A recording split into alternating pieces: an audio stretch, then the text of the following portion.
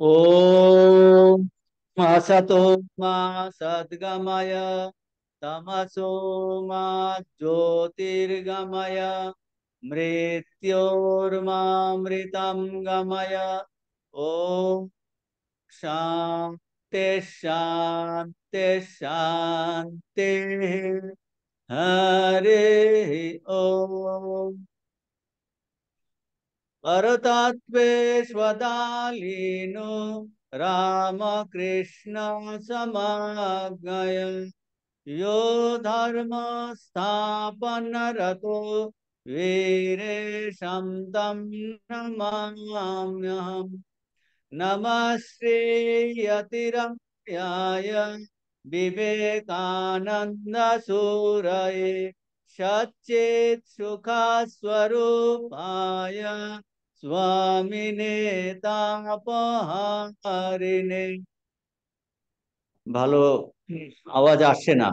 আপনারা শুনতে পাচ্ছেন? হাত তুলুন। শুনতে পাচ্ছেন? হ্যাঁ, ঠিক আছে। তাহলে আমরা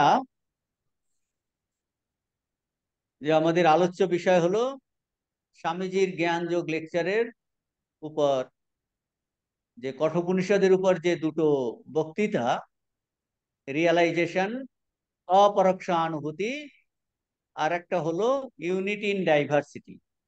আমরা যে আলোচনা এখন করছি, আমরা যা শ্রবণ করছি, সেটা হলো ইউনিটি ইন ডাইভার্সিটি, বহুতে বহুত্বে একত্ব, বহুত্বে একত্ব। এখন এই 145 বাংলা বইয়ে 145 পৃষ্ঠা,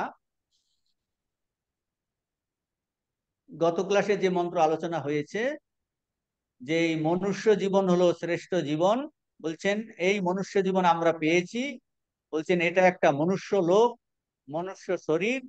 এই মনুষ্য লোকে, মনুষ্য শরীরে সেই আত্মদর্শন, পূর্ণত্ব লাভ, এটা সব থেকে বেশি স্পষ্ট। It is a great opportunity যে আমরা এই মনুষ্য শরীর পেয়েছি।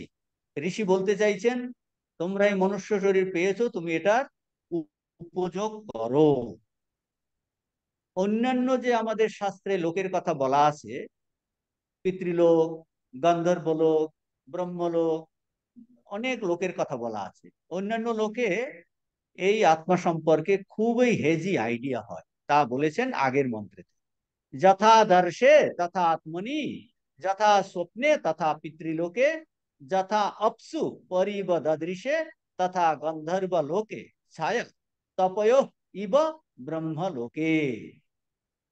আমরা আয়নাতে যেমন আমাদের শরীরে স্পষ্ট আমরা দেখতে পাই, আয়না যখন একদম যাতে ময়লা না থাকে, নির্মল আয়নাতে, বলছে এইরকম আমাদের চিত্ত শুদ্ধ হলে এই মনুষ্য শরীরেই সেই আত্মদর্শন, ব্রহ্মজ্ঞান লাভ, পূর্ণত্ব লাভ একদম স্পষ্ট হয়, হতে পারে। এই সম্ভাবনা, এই পোটেনশিয়াল আমাদের মধ্যে আছে।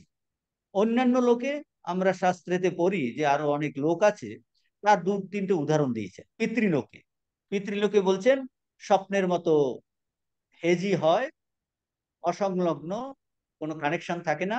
আর গন্ধর্বলোকে আরো, যেমন আমাদের জলেতে নিজেদের শরীরের অঙ্গ প্রত্যঙ্গ একদম দেখাই যায় না, আমরা আলাদা করতে পারি না। তবে বলছেন যে ব্রহ্মলোকে এটা আলো আর অন্ধকারের মতো স্পষ্ট হয়।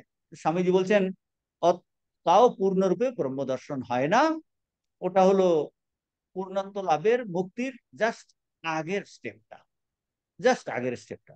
আগের স্টেপটা বলতে যেমন, এই আপনারা এই ক্লাসে ঢুকেছেন, ক্লাসে ঢোকার জাস্ট ক্লাসের মধ্যে এন্টার করছেন, এন্টার করার আগের স্টেপটা, আপনি যেখানে ভিতরে পা দেবেন, তখনও বলতে পারছেন না যে আমি ক্লাসের মধ্যে ঢুকেছি। এটা বলছেন যে ব্রহ্মলোকে এইরকম যেতে যেতে যেতে যেতে একটা জায়গাতে, বলছে ওখানে এইরকম সম্ভাবনা আছে। কিন্তু সেই ব্রহ্মলোকে যাওয়া, সে তো খুবই কঠিন, খুবই কঠিন। সেজন্য ঋষি বলতে চাইছেন যে এই মনুষ্য শরীর আমরা পেয়েছি, বলছেন তুমি এইটার উপযোগিতা করো। তুমি এটার যে এত একটা আমরা অপূর্ব সুযোগ পেয়েছি, বলছেন এই অপূর্ব সুযোগটা তুমি হেলায় হারিও না, এটাকে উপযোগ করো। এইরকম পসিবিলিটি আমাদের আছে। তো তার কথা বলছেন, তার জন্য কি করতে হবে? শরীরটাকে বলছেন এই তমগুণ থেকে রজগুণ, রজগুণ থেকে সাত্ত্বিক শরীর, অর্থাৎ সাধনার উপযোগী একটা শরীর তৈরি করা। এইসব কথা অনেকে ব্যাখ্যাতে বলেছে। এর পরের মন্ত্র আমরা ওইটা আগের দিন আলোচনা করেছি, যে শরীর সুস্থ রাখতে হবে ঠিকই, ভোগের জন্য শরীর সুস্থ রাখা দরকার, কিন্তু ভোগের শরীর রজগুণী, বলছে সাধনের শরীর কি সত্যগুণী। তাহলে আমাদের চেষ্টা কি হবে? আমাদের সমস্ত হোল জীবনটা এই সত্যগুণ যাতে বৃদ্ধি পায় তার চেষ্টা।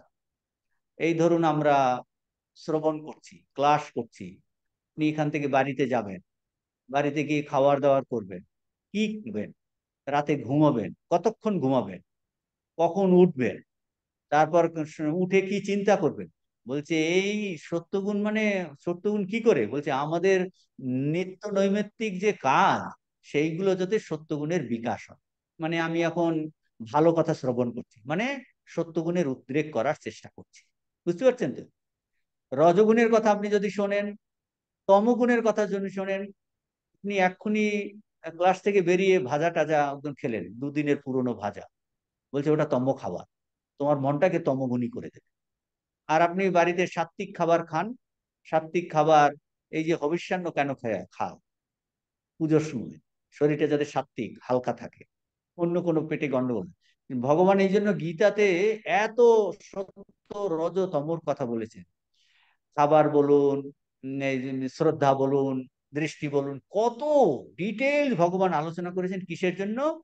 ভগবান বলতে চাইছে এই সব দিক খেয়াল রেখে তুমি একটা সাত্বিক বুদ্ধি, সাত্বিক মন তৈরি করো, সাত্বিক কর্ম করো, সাত্বিক জ্ঞানের আলোচনা করো। এই যে আমাদের যাতে সত্যগুণের উদ্রেক হয়, স্বামীজির জ্ঞান যোগের আমরা আলোচনা করছি। মানে তার মানে সাত্বিক ধৃতির চেষ্টা করো, কর্ম করে সাত্বিক চিন্তা, সমস্ত জীবনটা ওরিয়েন্টেশন কি হওয়া উচিত? ওরিয়েন্টেশন হওয়া উচিত যাতে আমাদের এই সত্য গুণের বৃদ্ধি পায়, মানে সত্য গুণের শরীরটা যেন সেই রকম হয়, সত্য গুণেতে রূপান্তরিত হয়। তাহলে কি হবে? সেই রকম শরীরে মনটাও সত্য গুণের হয়ে যাবে, অর্থাৎ কিনা স্বচ্ছ নির্মল একটা মন হবে, নির্মল আয়না। আর মনটা নির্মল মানে সত্যগুণী মন, সত্যগুণী বুদ্ধি।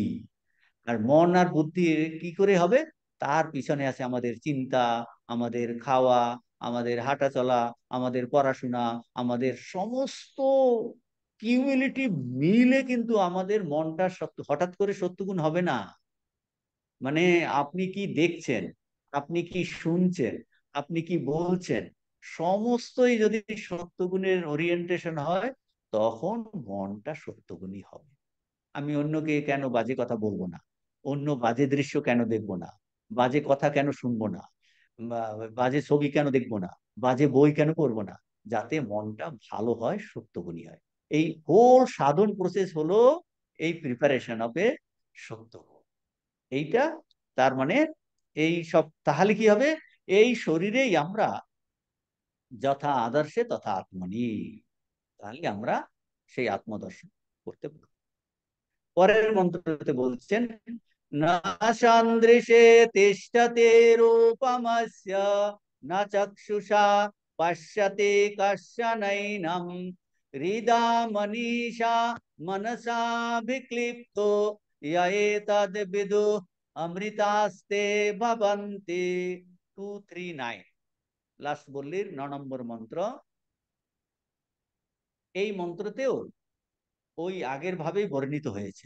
কি বর্ণিত হয়েছে? আগে কি বলেছিলেন? যে শুদ্ধ পবিত্র নির্মল অন্তঃকরণে, নির্মল চিত্তে, নির্মল মনে এখানেই সত্যের অনুভব হয়, অন্য কোথাও যাওয়া বৃথা, এইটা বলেছে। মানে আমাদের তো স্বর্গে যাওয়ার, ওখানে গিয়ে ভালো থাকবো, ভালো খাবো, ভালো ঘুমবো, এইসব চিন্তা থাকে, তো স্বর্গে যেতে চায় সবাই। তো বলছে অন্য কোথাও যাওয়া বৃথা, এখানেই সত্যের অনুভব বলা হয়। এই মন্ত্রে যে এই বর্তমান যে মন্ত্র, তার আগে এটার বর্তমান মন্ত্রের আগে আগে কয়েকটা মন্ত্রেতে বলা হয়েছিল কি, যে ইন্দ্রিয় সমূহের দ্বারা আত্মার দর্শন হয় না। এক তো বলেছিলেন যে ইন্দ্রিয় সমূহ আত্মা থেকে ভিন্ন, ইন্দ্রিয়ের দ্বারা আত্মার দর্শন হয় না। এগুলো আগে আগে ওই মন্ত্র স্বামী যেখানে উল্লেখ করেননি, এটা ওই ওখানটাই আছে। ইন্দ্রিয়ব্য পরাহার্থা এইসব মন্ত্র আছে, সেখানে বলা হয়েছিল যে ইন্দ্রিয় সমূহ কি এই আমাদের আত্মবস্তু থেকে আলাদা। আর এই ইন্দ্রিয়ের দ্বারা মানে আমরা চক্ষু ইন্দ্রিয়ের দ্বারা আমরা আত্মাকে দেখতে পাই না, মানে অনুভব করতে পারি না। এটার কথা সাধারণ অর্থ কি? অর্থাৎ কিনা ইন্দ্রিয়ের অগোচর আত্মবস্তু। তাহলে ইন্দ্রিয়ের অগোচর আত্মবস্তু তাকে জানবো কি করে? এই প্রশ্নের উত্তরে এখানে বলছে। কারণ আপনি এখন বসে আছেন রুম নম্বর 201-এ, আপনি স্ক্রিনে তাকিয়ে আছেন, আপনি চোখ দিয়ে কিন্তু দেখছেন, আপনি কান দিয়ে শুনছেন, আপনার তাহলে চারটে ইন্দ্রিয়ের দ্বারাই আমরা জ্ঞান অর্জন করছি। অথচ এই যে আত্মবস্তুটা, যা কিনা আমার প্রকৃত সত্তা, সেটাই সত্য বস্তু, তাকে এই ইন্দ্রিয় কিছু করতে পারবে না। তাহলে তাকে কি করে আমরা অনুভব করব? বলছেন অস্য রূপম, অস্য রূপম সন্দৃশে না তিষ্ঠতি। মানে এ অস্য মানে এই আত্মার, রূপম মানে স্বরূপ। রূপ বলতে এখানে সাদা কালো এরকম নয়, রূপ মানে স্বরূপ। এই আত্মার স্বরূপ কি? অস্য রূপম সন্দৃশে না তিষ্ঠতি। সন্দৃশে মানে দর্শন ইন্দ্রিয়ের বিষয় নয়। অর্থাৎ দর্শন ইন্দ্রিয়ের বিষয় নয়, তাহলে কর্ণেন্দ্রিয়ের বিষয়? বলে না না, ওই একটা উদাহরণ দিয়ে বুঝিয়েছে কোন ইন্দ্রিয়ের বিষয় নয়। অস্য রূপম আত্মার স্বরূপ ন সন্দৃশে, ন সন্দৃশে মানে কোন দেখার মানে দর্শন ইন্দ্রিয়ের বিষয় নয়, অর্থাৎ কিনা কোন ইন্দ্রিয়ের বিষয় নয়। সেই জন্য এ নাম, এ নাম ওই যে দর্শনা এ নাম, এ নাম চনা চক্ষুষা না পশ্যতি। সেই জন্য এই আত্মাকে কেউ চক্ষুর দ্বারা দেখতে পায় না, মানে অনুভব করতে পারে না।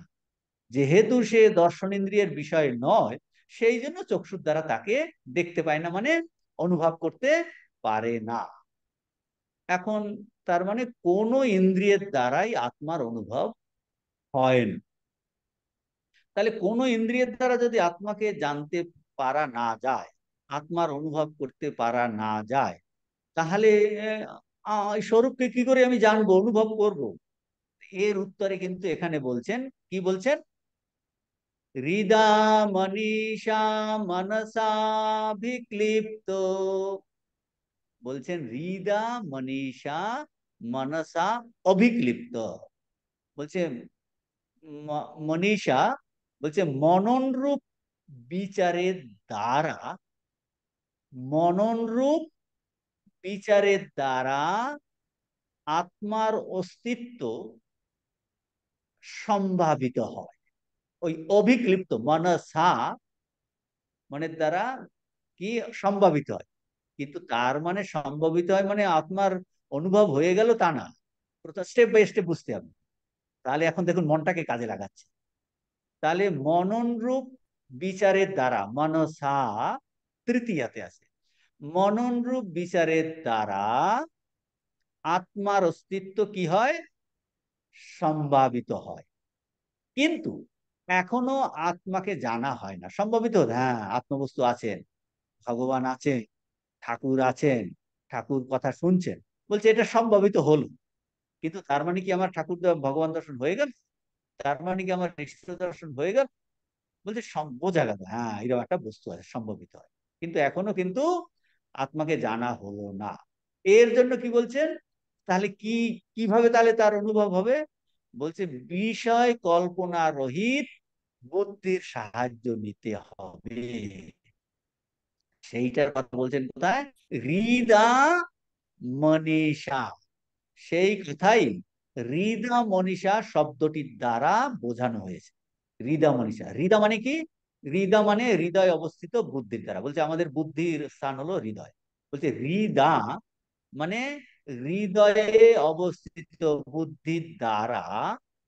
আর তাকে বলা হয় মনীষা মানে মনিত, মানে হলো ঈশ্বর। কিসের ঈশ্বর? মনের অধীশ্বর। মনিত মানে মনের যিনি নিয়ন্ত্রণ কর্তা, অধীশ্বর। সে কে?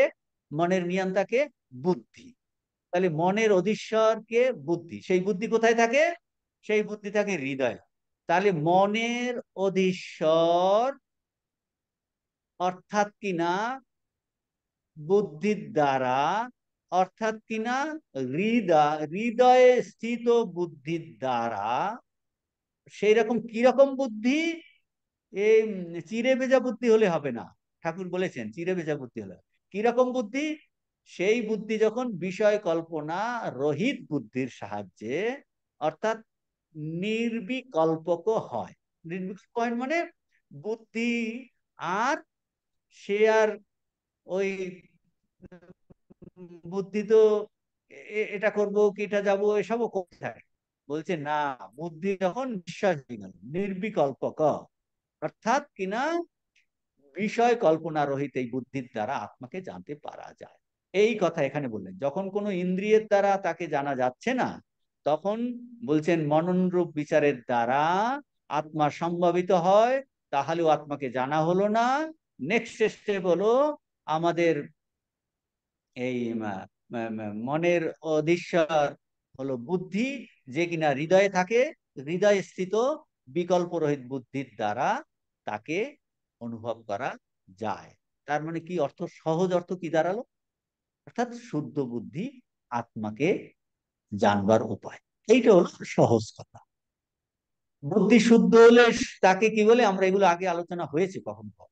বুদ্ধি শুদ্ধ হলে সেই বুদ্ধি আত্মাতেই রূপান্তরিত হয়ে যায়, আলাদা আর থাকে না, হয়ে যায়। মানে তিনি আত্মস্বরূপে অবস্থান করেন। আমরা এখন বুদ্ধি, আমাদের বুদ্ধিটা কিরকম? তফাৎটা বুঝলে বুঝতে পারি। এখন আমরা বিষয় চিন্তার দ্বারা বুদ্ধিকে মলিন করি। বুঝতে পেরেছেন? এখন বুদ্ধি যখন বিষয়ের দ্বারা মলিন করে রাখি, বুদ্ধি তখন আত্মা থেকে পৃথক হয়। বুঝতে পারছেন? বুদ্ধিকে যখন এই বিষয়ের দ্বারা মলিন করি, তখন বুদ্ধি যেন আত্মা থেকে পৃথক হয়ে গেল। এখন সেই মলিনতা যখন দূর করে দিলাম, কল্পনা রহিত হয়ে গেল, বলছে বুদ্ধি আত্মাতেই রূপান্তরিত হয়ে গেল। বলছে মলিনতা নিঃশেষে দূর হয়ে গেলে সেই বুদ্ধি আত্মাই হয়ে যায়। এই জন্য ঠাকুর বলেছেন তাকে বোধে বোধ করা যায়। বোধে বোধ করা যায়, এটা কিরকম? সেটা আরো পরিষ্কার করে ঠাকুর বলছেন। শুদ্ধ মন, শুদ্ধ বুদ্ধি আর শুদ্ধ আত্মা এক জিনিস। এই বোধে বোধ মানে তার মানে কি? এর অর্থটা কি যাচ্ছে? বুদ্ধির শুদ্ধি এত দূর হলো যে যে কিনা সম্পূর্ণ মলিনতা থেকে সে মুক্ত, সেই বুদ্ধি আত্মাকে জানে। তাহলে আত্মাকে জানে মানে তখন জানে মানে তাহলে বুদ্ধি আলাদা আত্মা আলাদা। তখন সে এর অর্থ কি? বোধে বোধ করার অর্থ কি? অর্থাৎ কি করে জানে? স্বরূপে জানে, বিষয় রূপে জানে না। বুদ্ধি একটা আলাদা শুদ্ধ বুদ্ধি বসে আছে, আর আত্মা আলাদা বসে আছে, এই বুদ্ধি শুদ্ধ বুদ্ধি আত্মাকে আলাদা জানছে, এরকম নয়। এরকম নয়। তাহলে বুদ্ধি যে আত্মাকে জানে, এই কথার অর্থ কি? অর্থ হলো বুদ্ধি আত্মাকে স্বরূপে জানে, নিজের স্বরূপ উপলব্ধি হয়। কি করে জানে? স্বরূপে জানে, বিষয় করে জানে না। আমি এখন আপনাকে দেখছি, এটা হলে আমি বিষয় করে আপনাকে জানছি। তাহলে ওই ঠাকুর যে বলেছেন বোধে বোধ করা, এর অর্থ কি? অর্থাৎ সেখানে বুদ্ধি আর ও আত্মার ভিতরে কোনো ব্যবধান থাকে না। ব্যবধান থাকে না, সে আত্মা থেকে অভিন্ন হয়ে যায়। আত্মা থেকে অভিন্ন হয়ে যায়, এইরকম অনুভব হয়। এইরকম অনুভব হয়। বুদ্ধির মলিনতা যখন চলে যায়, তখন আত্মা, এই বুদ্ধি আত্মাতে রূপান্তরিত হয়। অর্থাৎ আত্মাকে সে জানে, স্বরূপে জানে। অর্থাৎ বুদ্ধি আত্মা দুইটার কোনো ব্যবধান থাকে না, সে আত্মার সঙ্গে অভিন্ন হয়ে যায়। তাহলে কি হয় দেখুন। তাহলে ন সংদৃশ্যে তিষ্ঠতি রূপমস্য ন চক্ষুষা, কোন চক্ষুর দ্বারা তাকে অনুভব, মানে ইন্দ্রিয়ের দ্বারা করা যায় না। তাহলে কিভাবে? উপায় বলছেন। উপায় বলছেন, দেখুন আমাদের প্র্যাকটিক্যালিটি বুঝুন। তাহলে হৃদয় স্থিত বুদ্ধি কিরকম বুদ্ধি? যে বুদ্ধি নির্বিকল্প বুদ্ধি। কিরকম বুদ্ধি? যে বুদ্ধি সমস্ত কল্পনা রহিত বুদ্ধি, অর্থাৎ শুদ্ধ বুদ্ধি। অর্থাৎ শুদ্ধ বুদ্ধি কথার অর্থ কি? রাগ দেশ রহিত বুদ্ধি। সেই বুদ্ধি তখন বলছেন আত্মার উপলব্ধি করে, অর্থাৎ স্বরূপে উপলব্ধি করে। তাহলে তখন কি হয়? বলছেন ইয়া এতদ বিদুহু অমৃতাস্তে ভবন্তি। যারা আত্মাকে এই প্রকারে মানে যারা আত্মাকে এই প্রকারে জানেন, তারা অমৃত হয়ে যান। অমৃতা, বলছেন অমৃতা তে ভবন্তি, তারা অমৃত হয়ে যান। অর্থাৎ অমৃত হয়ে যান কথার অর্থ কি? জন্ম মৃত্যুর বন্ধন থেকে মুক্ত হয়ে যান, যা কিনা তাদের প্রকৃত সত্য, আমাদেরও প্রকৃত সত্য। আমরাও যখন এইভাবে জানবো, যে এইরকম যে এই প্রকারে আত্মাকে জানবো, বুদ্ধি শুদ্ধ হয়ে যাবে, তখন আমাদের বুদ্ধি আত্মার থেকে অভিন্ন হবে, স্বরূপে জানবো। তাহলে কি আমরা কি হবে? আমরা জন্ম মৃত্যুর বন্ধন থেকে মুক্ত হয়ে যাবে, যা আমাদের প্রকৃত সত্য। এখানে থার্ড পার্সনে বলছেন ইয়া এতদ বিদু, যারা আত্মাকে এইভাবে জানে, স্বরূপে জানে, তারা অমৃত স্বরূপ হয়ে যান। অমৃত স্বরূপ হয়ে যাওয়ার অর্থ হলো জন্ম মৃত্যুর পারে চলে যান, অর্থাৎ তারা পূর্ণত পেয়ে গেলেন। আর কোথাও তার যেতে হলো না ওই আগেরটার সঙ্গে।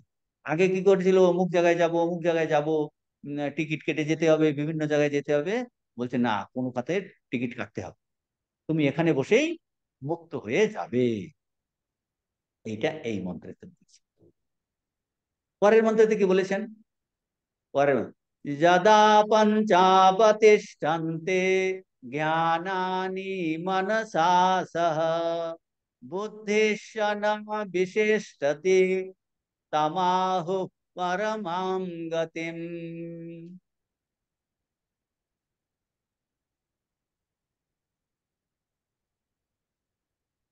এখানে এই জ্ঞান যোগের লক্ষণ বর্ণিত হয়েছে। লক্ষণ যদা, বলছেন যদা মনসা সহ পঞ্চ জ্ঞানানি অবতিষ্ঠন্তে। এই দেখুন, যদা পঞ্চ অবতিষ্ঠন্তে জ্ঞানানি মনসা সহ, প্রথম লাইন। এটাকে যদি সাজানো যায় এইরকম হবে, যদা মনসা সহ পঞ্চ জ্ঞানানি, মানে পাঁচটা জ্ঞান ইন্দ্রিয়, মনের সঙ্গে পাঁচটা জ্ঞান, অবতিষ্ঠন্তে, যখন মনের সঙ্গে পাঁচটি জ্ঞান ইন্দ্রিয় অবস্থান করে। অর্থাৎ অবস্থান করে কথার অর্থ কি?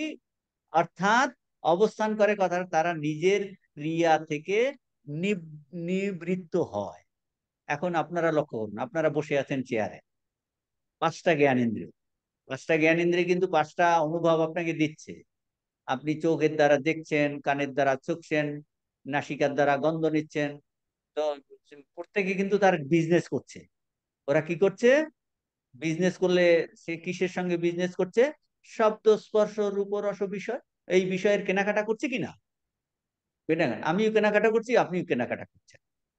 এখন পাঁচটা ইন্দ্রিয় তার বিজনেসে ব্যস্ত আছে। কিন্তু এই মন্ত্রেতে কি বলেছেন? মন্ত্রেতে বলেছেন যখন মনের সঙ্গে, মানে পাঁচটা ইন্দ্রিয়ের পিছনে মন আছে, আপনি বসে আছেন, আপনার পাঁচটা ইন্দ্রিয় কাজ করছে, পিছনে আপনার মনটা আছে। সমস্ত ইন্দ্রিয় মনের সঙ্গে চক্ষু, কর্ণ, নাসিকা, জিহ্বা, ত্বক আছে। এখন বলছে পাঁচটা ইন্দ্রিয়ের সঙ্গে মন, মনও সংকল্প বিকল্প করবে না, আর পাঁচটা ইন্দ্রিয় বিজনেস করবে না, সেটা বলছে। মনের সঙ্গে পাঁচটি জ্ঞান ইন্দ্রিয় অবস্থান করে, অর্থাৎ তারা নিজ ক্রিয়া থেকে নিবৃত হয়। নিবৃত, অর্থাৎ তাহলে আর কি? এখন মনের পিছনে কে আছে? বুদ্ধি আছে। তাহলে বুদ্ধি কি আবার ওইরকম করবে নাকি? বলছে না না, বুদ্ধি, নেক্সট দ্বিতীয় লাইনে দেখুন, বুদ্ধি ন বিশেষতি।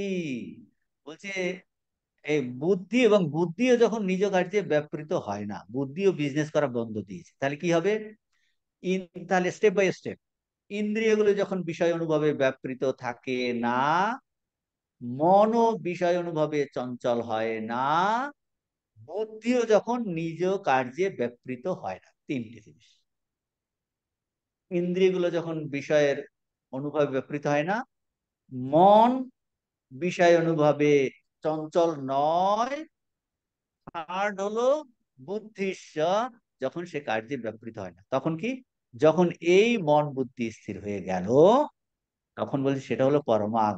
বুদ্ধি সনা বিশেষতি তম তাম আহু পরমাম গতিম। বলছে এই যে মন বুদ্ধির স্থির যে হয়ে যায়, সেটা হলো পরমাগতি, তাম পরমাম গতিম আহু।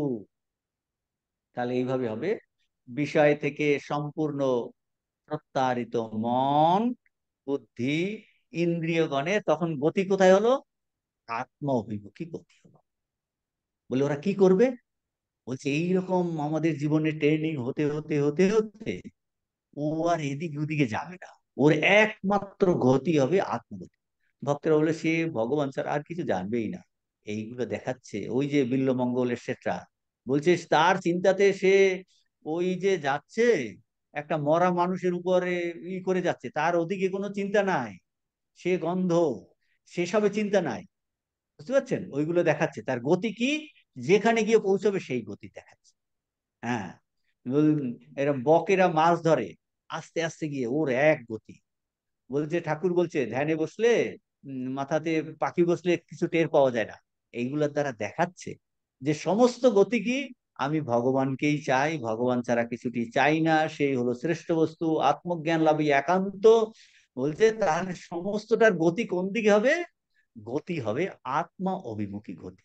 ইন্দ্রিয়, মন, বুদ্ধি, সেই আত্মমুখী গতির অবস্থাকে সেইটা বলছে আত্মদর্শনের উৎকৃষ্ট সাধন। এই যে আত্মদর্শন হবে, বলছে দেখো তোমার গতি কোন দিকে। আপনি ভাবছেন আজকে ক্লাসে যাব, প্রথমে আত্মপ্রিয়ানন্দজির ক্লাস করব, তারপর জ্ঞান যোগ করব।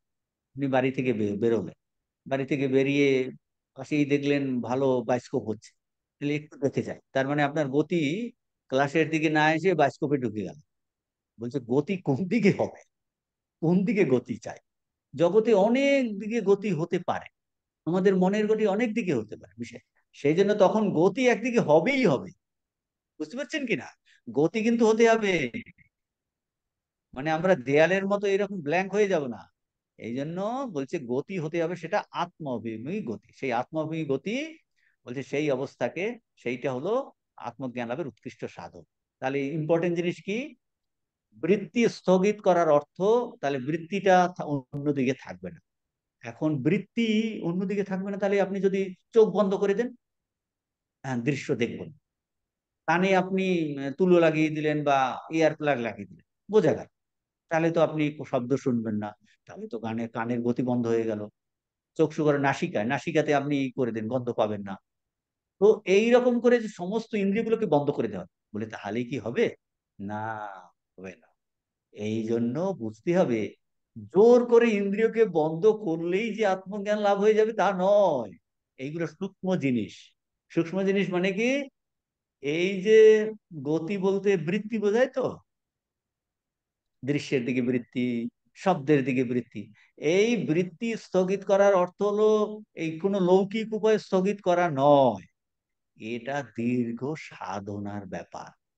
দীর্ঘদিন মনটাকে কন্ট্রোল করে, শনৈ শনৈ রূপরমের বলছে না, মানস চঞ্চলম অস্থিরম ততস্তত নিয়মময়ী তদ আত্মনিয়েব বশং নয়েৎ। দেখুন আমাদের জবধানে এইগুলোই বলা আছে, যে বারবার মন ওদিকে চলে যাচ্ছে, বলছে মনটাকে আবার গুটিয়ে গুটিয়ে ইষ্ট পাদপদ্মে নিয়ে যাও। এখন চলে যাচ্ছে লীলা প্রসঙ্গে, ওই যে একটা ঠাকুরের ওই যে গুরু ভাবে দ্বিতীয় অধ্যায় ভাব সমাধি দর্শন সম্বন্ধে কয়েকটি কথা সেখানটায় আছে।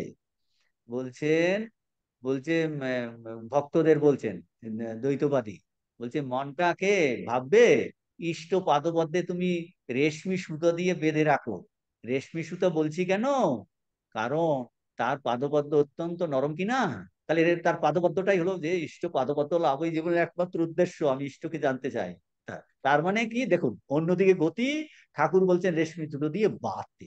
ওই ভক্তি যে ওই একই কথা বলেছে, অন্য বলছে বিভিন্ন জায়গায় জানছে, যত যত নিঃসরতি মনস চঞ্চলম অস্থিরম, যে মানে মন যখন অস্থির হচ্ছে চান, ততস্তত নিয়মময়ী তৎ আত্মনি এব, আত্মনি আত্মাতে নিয়ে আসো, মানে আমরা ইষ্ট দেবতাতে নিয়ে আসছি।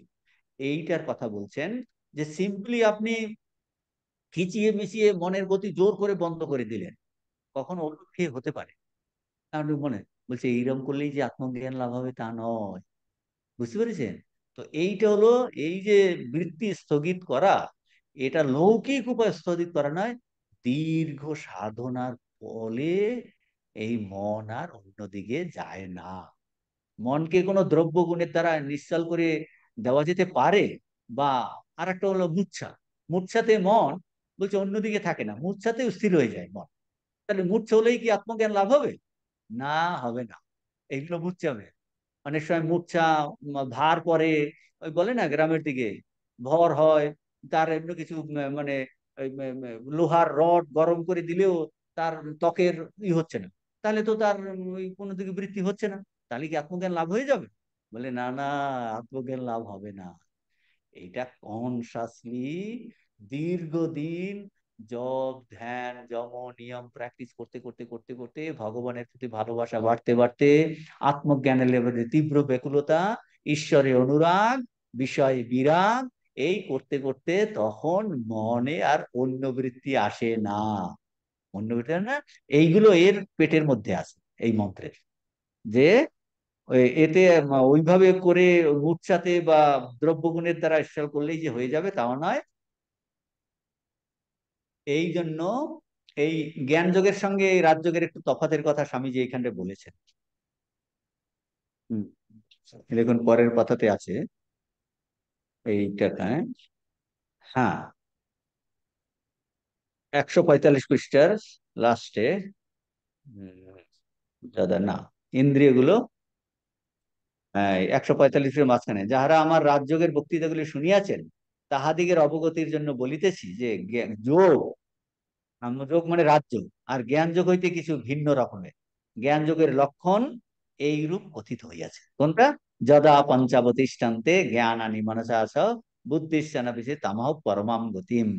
যখন ইন্দ্রিয়গুলি পঞ্চ জ্ঞান ইন্দ্রিয়ে সংযত হয়, মানুষ যখন ওইগুলোকে নিজের দাসের মতো করিয়া রাখে, যখন উহারা আর মনকে চঞ্চল করিতে পারে না, তখন এই যোগী পরম গতি লাভ করে। বলছেন ওই ইন্দ্রিয়গুলো আছে কিন্তু, কিন্তু মনকে আর চঞ্চল করতে পারে না, এমন তার কন্ট্রোল এসেছে। এখন রাজযোগের সঙ্গে জ্ঞান যোগের তফাৎ কি?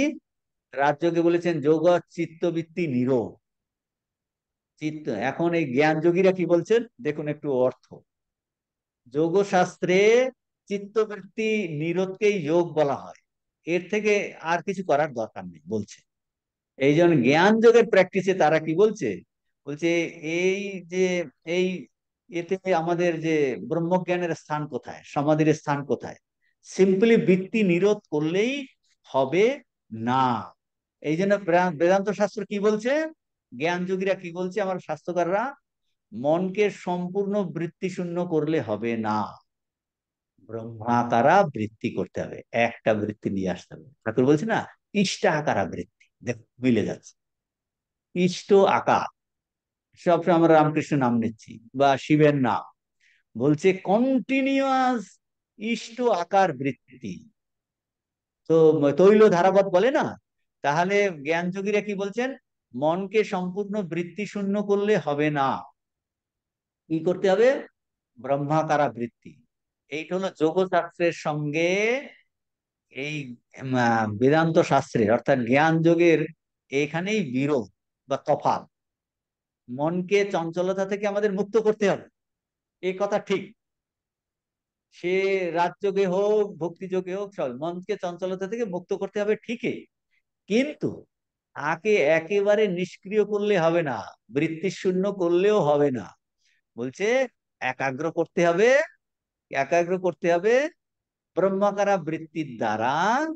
বলছে একটা বৃত্তি নিয়ে আসতে হবে, তাতেই একাগ্রতা আসবে, যে কিসে? ব্রহ্মাকারা বৃত্তিতে। আর ব্রহ্মাকারা বৃত্তির দ্বারা কি হবে? বলে ব্রহ্ম বিষয়ক অজ্ঞান দূর হবে, মানে ও তার অন্য কোনো বিষয় চিন্তা আর থাকবে না। ব্রহ্মাকারা বৃত্তির দ্বারা বেদান্তের ভাষাতে বলে, কি বলে? ব্রহ্ম বিষয়ক যে আমার অজ্ঞান, আত্ম বিষয়ে যে অজ্ঞান, সেইটা দূর হয়ে যাবে। তাহলে ব্রহ্মাকারা বৃত্তিটা কি? সেই বৃত্তিটা হলো, এগুলো বেদান্ত সারে আছে, যে আমি নিত্য শুদ্ধ বুদ্ধ মুক্ত আত্মা, কন্টিনিউয়াস। আমি সর্বজ্ঞ, সর্বশক্তিমান, অজর, অমর, অমৃত, এইগুলো ব্রহ্মকারা বৃত্তির বিভিন্ন দ্বারা, শব্দ দ্বারা বুঝিয়েছেন। ব্রহ্মাকারা বৃত্তির দ্বারা কি হবে? আর যে আমি জড় নই, আমি অজর, অমর, অমৃত, এইরকম ভাব। তো বলছে ব্রহ্মাকার বৃত্তির দ্বারা তাহলে কি নষ্ট হয়ে যাবে? ওই ব্রহ্ম বিষয় যে অজ্ঞান, কি অজ্ঞান হয়ে আমি কি ভাবছিলাম? আমি অজ্ঞানী, আমি শরীর, আমি মন, আমি অপূর্ণ, এগুলো হলো অব্রহ্ম বিষয়। তাহলে ব্রহ্মাকারা বৃত্তির দ্বারা কি হবে? ব্রহ্মাকারা বৃত্তির দ্বারা ব্রহ্ম বিষয়ক যে অজ্ঞান নাশ হবে। বলে তারপরে কি হবে? বলে তারপরে ব্রহ্ম বস্তুকে প্রকাশ করতে হবে? বলছে না, প্রকাশ করতে হবে না, ব্রহ্ম স্বয়ং জ্যোতিস্বরূপ, প্রকাশ করতে হবে না। তার আর প্রকাশনদের দরকার, আমরা এগুলো অন্য ক্লাসে, কেন উপনিষদ ক্লাসে একবার আলোচনা করেছিলাম। এটা কিরকম? আপনি যদি সূর্যকে দেখতে যান, সূর্যকে দেখতে গিয়ে সূর্যের দিকে আপনি যদি টর্চ লাইট ধরেন বা প্রদীপ জ্বালান, তাহলে প্রদীপ লজ্জায় মুখ ঢাকবে না? বলছে ওরে বাবা, আমি সেই সূর্যকে দেখে টর্চ লাইট দরকার হয় সূর্যকে দেখার জন্য? মোটেও দরকার নেই, সূর্য স্বয়ং জ্যোতি। সেই রকম এটা হলো বাইরের উদাহরণ। আত্মা তাহলে কি? আপনি ঘর থেকে যে বাইরে এলেন, সূর্য বিষয়ক অজ্ঞান চলে গেল, স্বয়ং সূর্য স্বরূপ আপনি হয়ে গেল। তো এটাকে বলে ব্রহ্ম বিষয়ক অজ্ঞান দূর হয়ে যায় ব্রহ্মাকারা বৃত্তির দ্বারা। তখন আর ব্রহ্মকে দেখাতে হয় না, আর প্রকাশ দরকার হয় না। বলছে সব সব প্রকাশ স্বয়ং জ্যোতি, ব্রহ্ম নিজেই প্রকাশিত থাকেন। অর্থাৎ বুদ্ধি শুদ্ধ হলে কি হয়? ব্রহ্মস্বরূপ হয়ে হয়ে গেল। অর্থাৎ সব প্রকাশ ব্রহ্মের বা আত্মার অপরোক্ষ অনুভব হয়, স্বরূপে অনুভব হয়। যোগী বলছেন এই সাধন তখন সে পরম গতি লাভ করে, এইটা কথা এখানে বলেছেন। এই যে কন্ডিশন কি বললো, তাহলে আমাদের জন্য কি কন্ডিশন বললেন? বলছে তুমি সত্যগুণী শরীর গঠন করে এইরকম চেষ্টা করো, হয় ভক্তি যোগে ইষ্টাকারা বৃত্তি এনে তার পাদপদ্মে চিন্তা করতে করতে করতে করতে ওই রূপ হয়ে যাবে। আর যদি জ্ঞান যোগ ভালো লাগে, তাহলে কন্টিনিউয়াস, যে আমি নিত্য শুদ্ধ বুদ্ধ মুক্ত আত্মা, আমার জন্ম নাই, আমার মৃত্যু নাই, আমি অজর, অমর, অমৃত, আমার কোনো ভয় নাই, আমি পূর্ণ স্বরূপ, আমার অভাব নাই। তো সেইরকম করে করে একটা আকারা বৃত্তি আসবে, বুদ্ধির জানা বিশেষ গতি, অন্য কোনো বুদ্ধি মন কোনো ব্যবসা বাণিজ্য করবে না। বলছে এইটা হলো শ্রেষ্ঠ গতি, এইটাই আত্মজ্ঞান লাভের শ্রেষ্ঠ সাধন। আত্মজ্ঞান। তাহলে ব্রহ্মকারা বৃত্তি আনতে হবে, সেই জন্য আমরা ইষ্টাকারা বৃত্তি আনতে হবে। পরবর্তী মন্ত্র। যদা সর্বে প্রমোচ্যন্তে কামা যস্য হৃদিষ্ঠিতাঃ অথমার্ত অমৃতো ভবতি অত্র ব্রহ্ম সমশ্নুতে। বলছেন এই যে এখন এই যে আমাদের যে জ্ঞান, পরম্পরাগত ভাবে, পরম্পরাগত ভাবে ঋষিদের যে বা সাধকদের, ঋষিদের বা সাধকদের এই যে অপরোক্ষ অনুভব হয়, এটা কিন্তু একটা ঘটনা, ঘটনা মানে স্টেটমেন্ট অফ ফ্যাক্ট, এটা সত্য। মানে এখন এই যে অনুভব হয় এটা ঘটনা। পরম্পরাগত হাজার হাজার ঋষি মুনি, ঋষিদের অনুভব হয়েছে, অবতার পুরুষদের অনুভব, জ্ঞানী পুরুষদের অনুভব। এই অনুভবের ফলে ভিতরে কি পরিবর্তন আসে সাধকের, তার কথা বলছেন। যেমন ঠাকুর বলছেন যে লোহার তরবারি কি হয়? তীরের স্পর্শে সোনা হয়ে যায়, স্পর্শমণির সোনা হয়ে যায়। বলছে এই যে ভিতরে, বলছে তার দ্বারা আর কোনো অপকর্ম হয় না, বলছে তার দ্বারা আর হিংসাদি কর্ম হয় না। আর ঠাকুর বলছেন ওই যে লোহার স্ক্রু যখন ঝড় পড়ছিল, বিদ্যুৎ হচ্ছিল, বলছে কালীঘরে দেখলাম সব স্ক্রু গুলো হয়ে গেছে, বাইরে শুধু দাগ আছে, ওই লোহাগুলো পুড়ে গেছে। ঠাকুর দাদি বলছে এরকম নাম মাত্র বাইরে দেখতে, তো এটার দ্বারা ভিতরে পরিবর্তন হয়ে গেছে, দেখতেই মানুষের মতো। এখন এইটা ঋষি বলছেন যদা অস্য, অস্য মানে এই যে সাধক, সাধকের, যিনি সিনসিয়ার এইরকম সাধক, যিনি আত্মজ্ঞান লাভ করতে চান, সাধকের হৃদি সীতা ইয়ে সর্বে কামাহা, যখন সাধকের হৃদয়ে যেসব কামনা বাসনা থাকে, সেসব কামনা বাসনা প্রমুচ্যন্তে, যদা সর্বে প্রমুচ্যন্তে কামা ইয়ে অস্য হৃদি সীতাঃ, যদা, যখন এই সাধকের হৃদয়ে যেসব, অন্তঃকরণে যেসব বাসনা আছে, কামনা বাসনা আছে, সেইগুলো থেকে সে যখন সর্বে কামা প্রমুচ্যন্তে, প্রমুচ্যন্তে মানে বিশীর্ণ হয়ে যায়, বিদূরিত হয়। যখন সাধকের হৃদয়ে যত কামনা বাসনা আছে সেইগুলো যখন বিদূরিত হয়, তখন কি হয়? অথ মর্ত অমৃত ভবতি, সেই সময়, সেই সময় মানে কোন সময়? জ্ঞান লাভের সময়। যে সাধক আগে কি ছিল? মরণশীল, মর্ত ছিল, মর্ত মানে মরণশীল ছিল, সে কি হয়? সেই সময় মানুষের অন্তরের, বলছে মরণশীল মানুষ ছিল, সেই মানুষ কি হয়?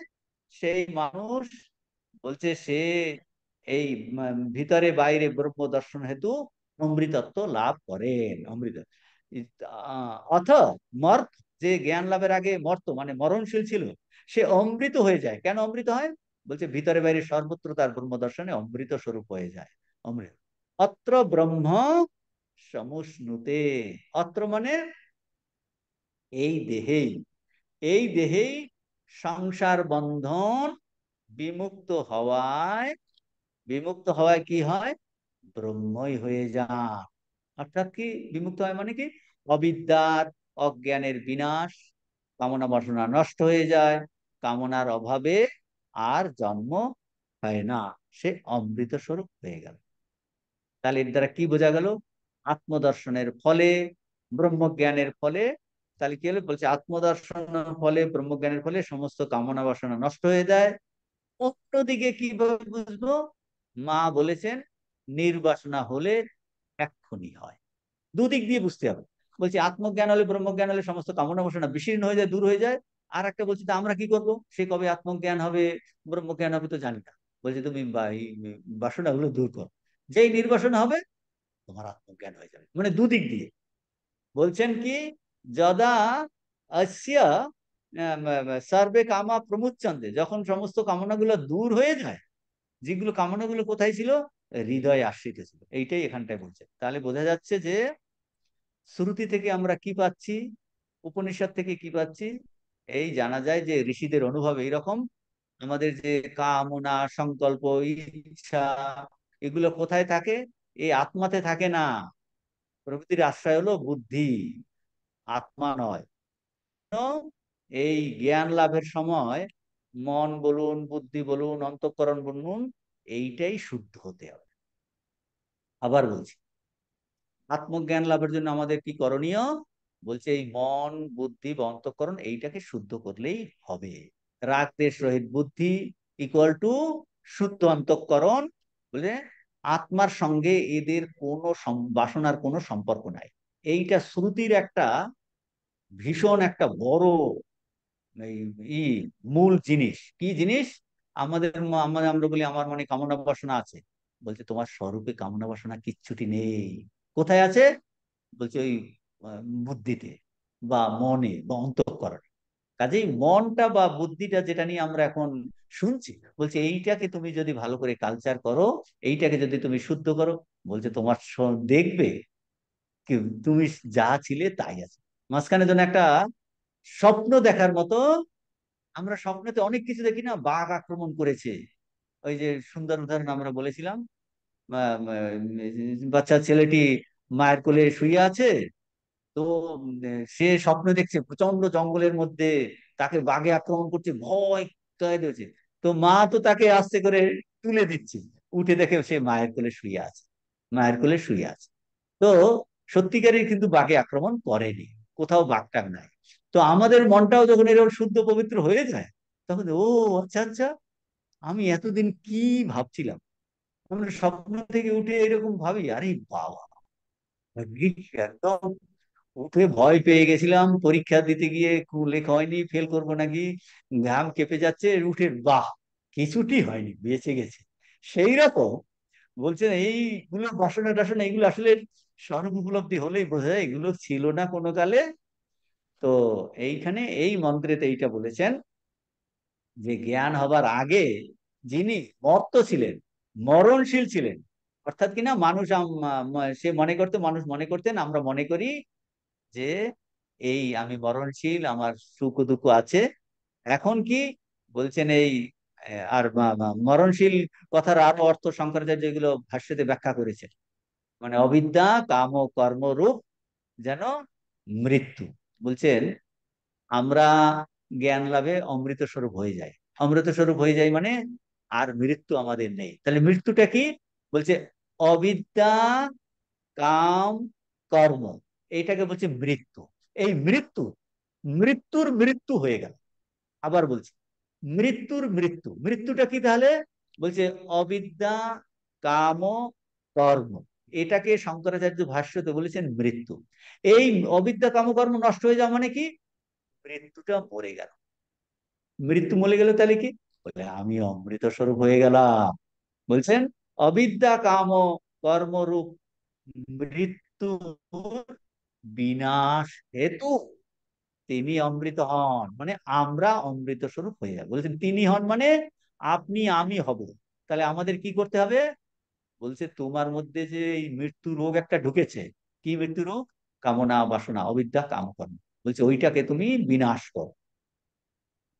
সেই জন্য এই আমাদের জীবের হৃদয়ে বা অন্তঃকরণে অবস্থিত সমস্ত বাসনা যখন বিলুপ্ত হয়, বিদরিত হয়, তখন মরণশীল মানুষ, জীব অমৃত স্বরূপ হন। আর এখানেই ব্রহ্মস্বরূপ উপলব্ধি করে ব্রহ্মই হয়ে যায়। এটা মুন্ডক উপনিষদে বলেছেন ব্রহ্মবেদ ব্রহ্মৈব ভবতি, ব্রহ্মকে জেনে সে ব্রহ্মস্বরূপ হয়ে যান, এই কথা এখানটায় বলেছে। তাহলে এটার দ্বারা আমরা কি পাচ্ছি? এই জ্ঞান লাভ হলে ভিতরে কি পরিবর্তন আসে? বলছে সমস্ত বাসনা কামনা নষ্ট হয়ে যায়।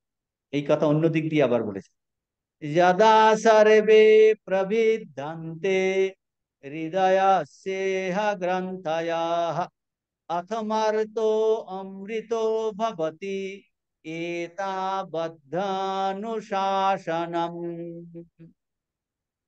যদা ইহ হৃদয়স্য সর্বে গ্রন্থয়াঃ প্রবিদ্যন্তে, যখন ইহা মানে এই দেহেই, মানুষের হৃদয়ে স্থিত গ্রন্থি সমূহ কি হয়?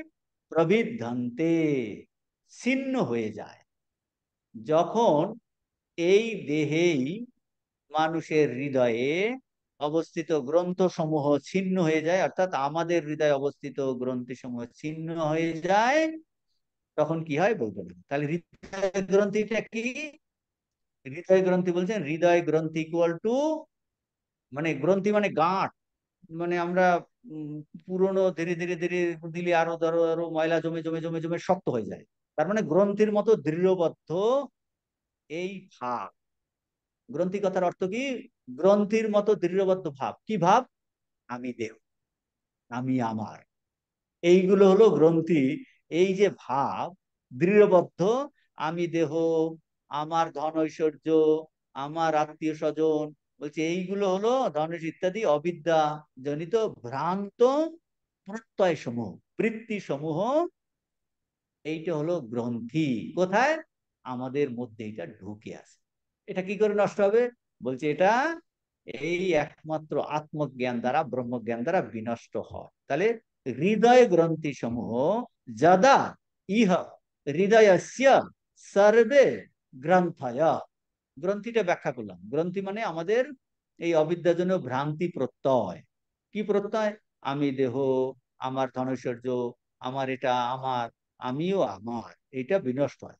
অথ মর্ত অমৃত ভবতি, তখন মরণশীল মানুষ অমরত্ব লাভ করেন। অমরত্ব লাভ করেন, মরণশীল মানুষ অমরত্ব। এতাবৎ হি অনুশাসনম। এই দেখো, অথমার্ত অমৃত ভবতি এতাবদ্ধ অনুশাসনম। এটা বলে এতাবৎ হি অনুশাসনম। অনুশাসনম মানে এই পর্যন্ত শাস্ত্রের উপদেশ, বলছে আর কিছু নাই, এর কিছু আর কিছু বলার নাই, এর অতিরিক্ত কিছু নাই। কি তাহলে কিসের অতিরিক্ত কিছু বলার নাই? বলছেন এই পর্যন্ত, এতাবৎ হি, এই পর্যন্ত। এই পর্যন্ত, এইটা ওই ওদের সঙ্গে কানেক্ট করে বুঝতে হবে। মানে হৃদয় গ্রন্থি বিনাশ পূর্বক ব্রহ্মভাব প্রাপ্তি পর্যন্তই সমগ্র বেদান্ত শাস্ত্রের উপদেশ। এতাবৎ, এতাবৎ, এতাবৎ কথার অর্থ এই পর্যন্ত, মানে হৃদয় গ্রন্থি বিনাশ পূর্বক ব্রহ্ম জ্ঞান, ব্রহ্মভাব প্রাপ্তি, আত্মজ্ঞান লাভ, এই সমগ্র বেদান্ত শাস্ত্রের উপদেশ। অর্থাৎ তাহলে আরেকটু ভিতরে গেলে কি, আমি শরীর, এই ধন আমার, আমি সুখী, আমি দুঃখী, আমি ক্ষুদ্র, আমি অভাবগ্রস্ত, এই যে ভ্রান্তি প্রত্যয়, এই এইগুলোকে বলে এই জ্ঞান, এটাকে আমরা বলি এই, এটা একটা ভ্রান্ত জ্ঞান, ভ্রান্ত ভাব। এটা তার বিপরীত জ্ঞানের দ্বারা, ঠিক ঠিক জ্ঞান দ্বারা যখন সমূলে বিনষ্ট হয়, তখন মরণশীল মানুষ, কি মরণশীল মানুষ অমৃত হন। বলছে উপনিষদ, এখানেই উপনিষদের শেষ। উপনিষদ এই কথা বলা হয়। তাহলে আমাদের জন্য কি, আমাদের যে ভ্রান্তি প্রত্যয় আছে, এই ভ্রান্তি প্রত্যয় দূর করার চেষ্টা। যে জীবনটা একটা যেন কন্টিনিউয়াস ভ্রান্তি প্রত্যয় দিয়ে চলছে। এই ভ্রান্তি প্রত্যয়, আমি ক্ষুদ্র, আমি অভাবগ্রস্ত, আমি আমি মরণশীল, আমার এইটা এটা পেতে হবে, এই জিনিস, বলছে না, এগুলো ভ্রান্তি প্রত্যয়। তুমি তোমার এই অবিদ্যার জন্য, অবিদ্যার জন্য তুমি এগুলো ভুল, তুমি ভুল বকছো, প্রলাপ বকছো, প্রলাপ। ওই যে আমরা সেই কথা বলছিলাম না, যে ওই যে ছেলের, বাচ্চা ছেলের জ্বর হয়েছে 105-106 ডিগ্রি, সে প্রলাপ বকছে। কি প্রলাপ বকছে? বলছে, মা, আমার নাকটা না অনেক বড় হয়ে গেছে, এখন লম্বা হয়ে গেছে। বলছে, ও আচ্ছা আচ্ছা আচ্ছা, ওই যে তোমার একটা বন্ধু আছে না, মা বুঝাচ্ছে, ওই যে পাড়াতে পল্টু, পল্টু তোমার বন্ধু না, ও দুষ্টু ছেলে। পল্টু কি করেছে, ওই যে গণেশ পুজো হয়েছিল না, গণেশ ঠাকুর, গণেশ ঠাকুরের যে লম্বা নাক আছে না, সেইটা ওই দুষ্টু পল্টু কি করেছে, ওইটা কেটে না এই তোমার এখানে সেই লাগিয়ে দিয়েছে। বলে, ও এই জন্য লম্বা মনে হচ্ছে না। তারপর তো সোনা মনা করে করে মাথায় জল দিচ্ছে, পট্টি দিচ্ছে, দিতে দিতে তার জ্বর কমে গেছে। ঘুমিয়ে পড়ে উঠে দেখছে কোথাও আর কিছু লম্বা নাক টাক কিছু নাই। তাহলে লম্বা নাক কি হয়েছিল? হয়নি, কিছুই হয়। তো এইরকম বলছে তুমি ভ্রান্তি প্রত্যয়। এই বেদান্ত এই উদাহরণগুলো দিয়ে বোঝাচ্ছে আমাদের সমস্ত জীবনটা এইরকম একটা ভ্রান্তি প্রত্যয়ের মধ্যে চলছে। এইগুলো শুনতে শুনতে শুনতে শুনতে শুনতে শুনতে একটু একটু আমরা ধাক্কা দিচ্ছি। এতদিন তো ভাবিনি। এইগুলো বলছে রোজ শুতে বসতে উঠতে তুমি সব সময় ভাবতে থাকো। এক ঠাকুর বলছেন ভক্তির দিক দিয়ে, আমি ঈশ্বরের সন্তান, আমি তার দাস। ঈশ্বর মানে যিনি সর্বব্যাপী, সর্বজ্ঞ, সর্বশক্তি, তার কাজে আমি ক্ষুদ্র নই, আমার দ্বারা হীন কাজ হতে পারে না। আমি তার সন্তান, তার দাস, তার বন্ধু, তার এই সখা। তো এইটা বলছেন ভক্তির দিক দিয়ে। আর এই জ্ঞানের চর্চার দিক দিয়ে বলেছেন তুমি সবসময় ভাবতে থাকো, আমি নিত্য শুদ্ধ বুদ্ধ মুক্ত আত্মা। শুতে খেতে শুতে উঠতে বসতে ঘুমোতে, বলছে যতক্ষণ পর্যন্ত না তোমার প্রতি রন্ধ্রে রন্ধ্রে প্রতিটা রক্ত বিন্দুতে শিরাতে উপশিরাতে এইগুলো ঢোকে, বলছে হতে হতে হতে হতে কি হবে, আপনি শুনছেন, শুয়ে বাড়িতে গিয়ে শুচ্ছেন, ভাববেন আমি নিত্য শুদ্ধ বুদ্ধ মুক্ত আত্মা, আমার কোনো জন্ম নাই, আমার কোনো মৃত্যু নাই, আমার কোনো ভয় নাই, আমার কোনো টেনশন নাই, আমার কোনো অভাব নাই, আমি পূর্ণ সব। হতে হতে স্বপ্নেও দেখবেন আপনি এইরকম হতে হতে হতে হতে অন্য চিন্তা আসতে পারে, কিন্তু কন্টিনিউয়াস এই চেষ্টা চালিয়ে যেতে বলেছেন। বলছে করতে করতে কি হবে, বিপরীত জ্ঞান দ্বারা এই ভ্রান্তি প্রত্যয় নষ্ট হলে, যখন সমূলে নষ্ট বিনাশ করতে হবে, তখন এই মরণশীল মানুষ অমৃত হয়। যেমন ছেলেটির জ্বর, সে আর বলছে না আমার নাকটা লম্বা, সেই রকম আমাদের ক্ষেত্রে কি হবে, আমরা আর বলবো না আমি সুখী, আমি দুঃখী, আমার এই শরীর, হ্যাঁ শরীর আছে, কিন্তু আমি তো ওই রকম, আমি তো তার সন্তান। আমার তো এইরকম বৃত্তি আমাদের আসবে। তার কথা এখানটায় বলছেন, এখানটায় বলছেন, তার কথা এখানটায় বলছেন। তো এরপরে স্বামীজি, এই কিন্তু উপনিষদ শেষ হয়ে গেলে এতাবধি শাসন, এরপর অন্য আলোচনা করছেন, খুব ইম্পর্টেন্ট আলোচনা করছেন। এরপর আর মন্ত্রের আলোচনা কিছু করেননি স্বামীজি। মন্ত্রের আলোচনা কিন্তু শেষ হয়ে গেছে, মন্ত্রের আলোচনা শেষ হয়ে গেছে। এখন এই যে যে বেদান্তের ঋষিদের অনুভব, স্বামীজি এখন বলছেন যে এই বেদান্ত তথা ভারতীয় দর্শন আর এই ধর্ম প্রণালীর বিরুদ্ধে সাধারণ যে সব দোষারোপ করা হয়, অনেকে আমরা যারা জানি না তারা বা পাশ্চাত্য বা বাসীরা, বলছেন সেই সব পূর্বপক্ষ উল্লেখ করেছেন, উল্লেখ করে উত্তর দিচ্ছেন, এবং আমাদের আমাদের অর্থাৎ আমাদের ভারতবাসী ও বিদেশি সবার জন্য এই ভ্রান্ত ধারণা আমাদের দূর করছেন।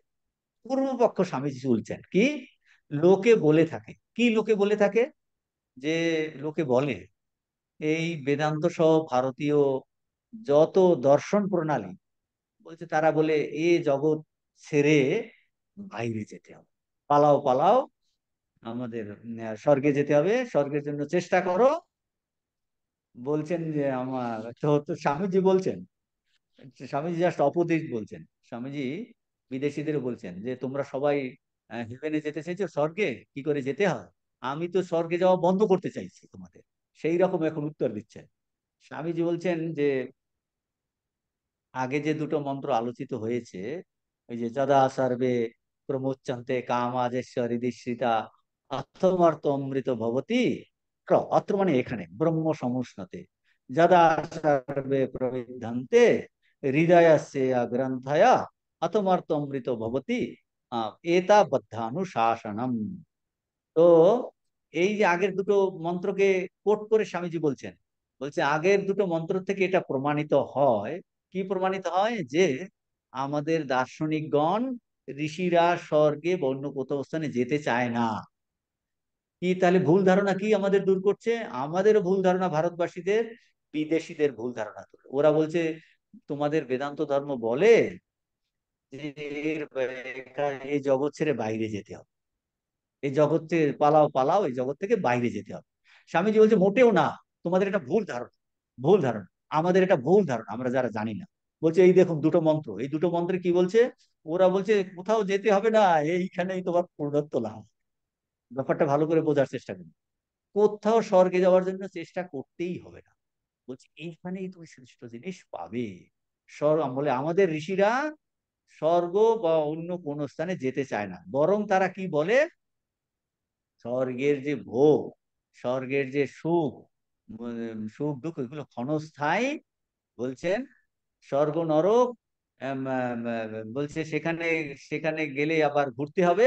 বলছে এইগুলো কতদিন আমাদের স্বর্গ যেতে চাই, যতদিন আমরা দুর্বল, আমরা সত্যটাকে জানি না, ততদিন কিন্তু আমাকে এই স্বর্গ নরকে ঘুরতে হয়। যতদিন সত্যটা জানতে পারছি না, আমরা দুর্বল, বলছে ততদিন কিন্তু এই স্বর্গ টর্গ এইসব ভাব থাকে। কিন্তু একমাত্র আত্মাই হলো সত্য বস্তু, আর সত্যটা হলো এখানে, সত্য ওখানে নয়, সত্য এখানে। But whatever is truth is here. Swamiji ইংরেজি বলছেন whatever is truth is here, and that is human soul. সেটাই আমাদের আত্মা স্বরূপ। বলছেন তারা, আর কি বলছেন এটার দ্বারা স্বামীজি আরো অ্যাড করছেন, বলছে এটার দ্বারা স্বামীজি বলছেন যে আত্মহত্যার দ্বারা এই জন্ম মৃত্যু প্রবাহ অতিক্রম করা যায় না, এই কথা স্বামীজি এখানটায় বলছেন। দুটো জিনিস বলছেন, সত্যটা এখানে, এই 146 পৃষ্ঠার প্রথম প্যারাগ্রাফে 5 লাইন পরে আছে দেখুন, কিন্তু কি বলছেন, আহ স্বর্গের ভোগ ও সুখ ক্ষণস্থায়ী, যতদিন আমরা দুর্বল থাকিব ততদিন আমাদিগকে স্বর্গ নরক ঘুরিতেই হইবে, ঘুরিতে। কিন্তু বস্তুত আত্মাই একমাত্র সত্য। আর তাহারা অর্থাৎ ঋষিরা ইহাও বলেন, বেদান্ত এটাও বলে যে আত্মহত্যার দ্বারা এই জন্ম মৃত্যুর প্রবাহ অতিক্রম করা যায় না। কারণ এখানে সুখ দুঃখ আছে, আমি এটা থেকে মুক্ত হওয়ার জন্য আত্মহত্যা করি। বলছে না, সেটার দ্বারাও কিন্তু এই জন্ম মৃত্যুর প্রবাহ অতিক্রম করা যায় না। এখন বলছেন কিন্তু প্রকৃত পথ পাওয়া তো কঠিন, প্রকৃত পথ পাওয়া কঠিন। এখন স্বামীজি বলছেন কিন্তু হিন্দু ধর্ম, সনাতন ধর্ম, বলছেন প্রকৃত পথ পাওয়া কঠিন, but the right path is hard to find.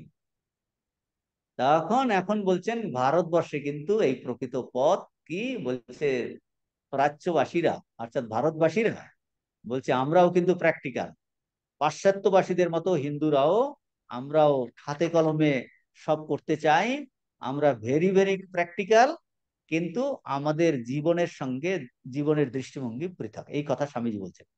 পাশ্চাত্য দিকের ন্যায় হিন্দুরাও সব হাতে কলমে করিতে চান, তবে জীবন সম্পর্কে আমাদের দৃষ্টিভঙ্গি পৃথক।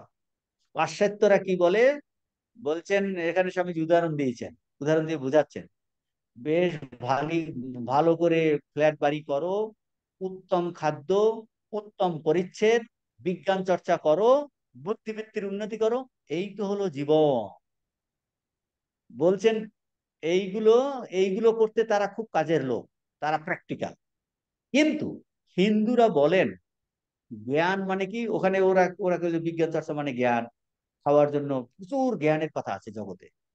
বলছে কিন্তু হিন্দুরা কি বলেন, জ্ঞান অর্থে আত্মজ্ঞান, আর তাহারা সেই আত্মজ্ঞানের আনন্দে বিভোর হইয়া থাকিতে চাহেন। এই দেখো দুটো সভ্যতার তফাৎ এখানে করলেন। ওই যে আগে অত্র ব্রহ্ম সমুষ্ণতে আত্মজ্ঞানের কথা বলছেন না, তার বিরুদ্ধে এই পূর্ব পক্ষ তুলে আমাদের কি আমাদের ই হাইয়েস্ট গোল, সেটা বলছে তোমরা জগতে এত ধরনের জ্ঞানের কথা বলছো, আমরা জ্ঞান বলতে এই শ্রেষ্ঠ। এটাই ঠাকুর বলছেন, আরে সব অবিদ্যা ফেলে দে ফেলে দে। বিজ্ঞান মহারাজকে বললেন না, বলছে আপনি কি কান হেগেল এগুলো পড়েছেন মশাই, আপনি জানেন? বলছে সব অবিদ্যা উম, ফেলে দে, ওতে কিচ্ছু নাই, কিচ্ছু নাই। ওগুলোও কিন্তু জ্ঞান, কিন্তু আমরা কি বলছি, বিদ্যা ঘন্টা, সেই বিদ্যাই বিদ্যা যার দ্বারা একাত্ম জ্ঞান হয়। একাত্ম জ্ঞান বলছে এক জ্ঞানী জ্ঞান, বহু জ্ঞান অজ্ঞান। তো আমরা হিন্দুরা বলেন জ্ঞান অর্থে আত্মজ্ঞান, আত্মজ্ঞান, আর ওদের জ্ঞান বিবিধ জ্ঞান। তো আমাদেরও ভুল ভাঙাচ্ছেন, আমাদেরও পাশ্চাত্যদের ভুল ভাঙাচ্ছেন, আমাদেরও কিন্তু ভুল ভাঙাচ্ছেন। এরপরে স্বামীজি এটার এই বিস্তার করেছেন। আমাদের আরো একটা ক্লাস লাগবে হয়তো, তারপরে অন্য টপিকে।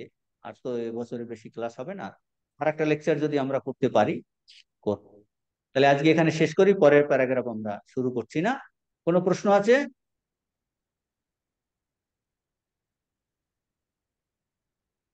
7:25 বেজে গেছে। প্রণাম মহারাজ। বলুন। আপনি যেটা বুঝলেন হ্যাঁ বলুন। বললেন থিওরিটিক্যালি সব বুঝে গেলাম, শুদ্ধ বুদ্ধ হ্যাঁ, এটা বারবার বলবো, এটা রন্ধে ঢুকবে বুঝলাম, কিন্তু এটা প্র্যাকটিক্যালি হবে কি করে এটা? প্র্যাকটিক্যালি ওই চেষ্টা করতে বলছেন। রোজ আপনি এখন এই যে প্রশ্ন করছেন না, করার পরে ক্লাস থেকে যখন বেরোবেন, বেরোনোর সময় আর হিজিবিজি কথা না বলে নিজেকে আত্মস্বরূপ চিন্তা করো।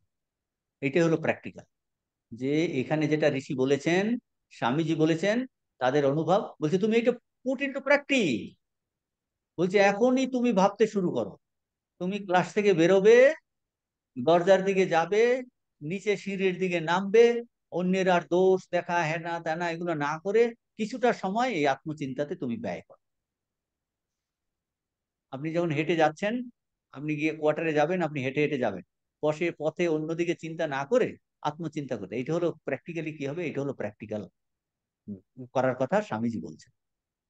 স্বামীজি বলছেন আর মহারাজ কিছু। হৃদয় গ্রন্থি বলতে কি বোঝাচ্ছে মহারাজ, হৃদয় গ্রন্থি খোলাটা? হৃদয় গ্রন্থি মানে অবিদ্যা গ্রন্থি, আমাদের ভুল চিন্তা, ভ্রান্ত চিন্তা।